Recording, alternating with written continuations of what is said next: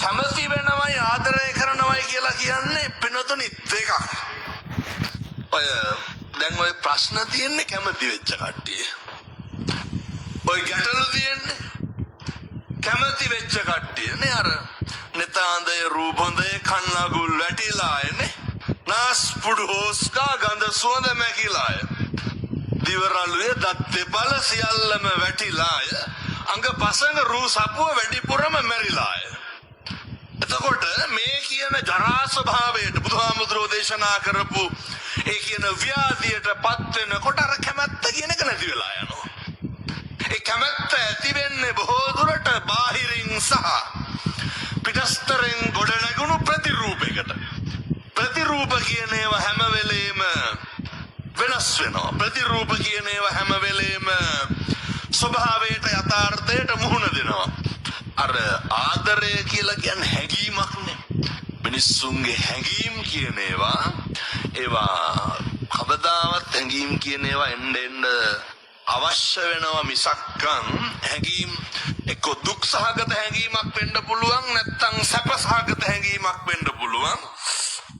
ඔය සිතුවිලි හැඟීම් ඒවා නිරන්තරයෙන්ම එකම විදිහට පවතිනවා. ඒක හැබැයි ඒ හැඟීමේ විදිහට තියනවා නම් විතරයි. අර කැමැති වෙච්චට ඇතිවෙන හැඟීම කියන එක වෙනස් වෙනවා. ඒ හින්දා මම යෝජනා කරනවා කැමැති වෙන්න කැමැත්තට වඩා ආදරය කරන්න පුරුදු වෙන්න. මොකද ආදරය කියන එක ඇති වෙන්නේ අර බාහිර දෙයක් අරමුණු කරගෙන එහෙම නෙමෙයි. හොඳටම ආදරය කරේ කවුද? සිද්ධාර්ථ කුමාරයයි යශෝදරා උත්තමාවියයි. කවදාවත් තිබෙන්නේ කැමැත්තක් තිබ්බනම් පුළුවන් ද බෝධිසත්වයන්ට මතු බුදු වෙන්න පෙරම් පුරන්න පුළුවන්ද? කවදාවත් පුළුවන්ද අඹුදරුවෝ දන් දෙන්න? මහරාජ්‍ය දන් දෙන්න?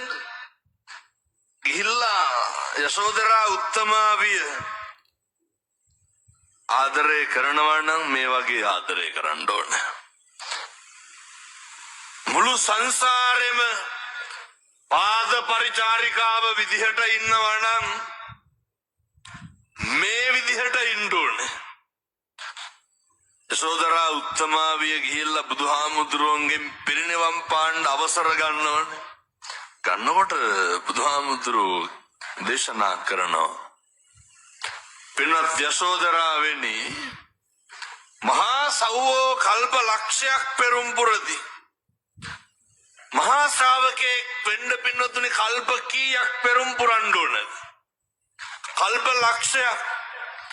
අගසව් වෙන්න අසංකේය වූ කල්ප ලක්ෂයක් පෙරම් පුරන්න ඕනේ. පින්වත් යශෝදරාවෙනි නුඹ මුළු මගේ සංසාරෙම සාරා සංකේය කල්ප ලක්ෂයක් මේ මුළු සසරෙම මගේ පාද පරිචාරිකා වුණේ නුඹ. බෝධිසත්වයන්ගේ මුළු සංසාරෙම බිරිඳ වුණේ කවුද?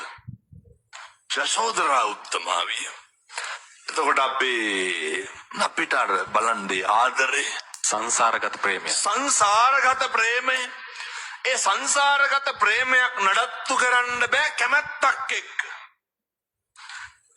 ඒ නිසා තියෙනවා නම් ආදරයක් කවදාවත් අර උන්වහන්සේ උගන්නේ අර නහි වේරේන වේරාණේන සම්මන්තිද කුදාචනං ඒ වෛරයට මෛත්‍රී කරන්න පුළුවන් වෙන්නේ ඇති වෙච්ච කවදාවත් දරුවෝ දන් දුන්නට වෛර කෙරුවද? නෑ.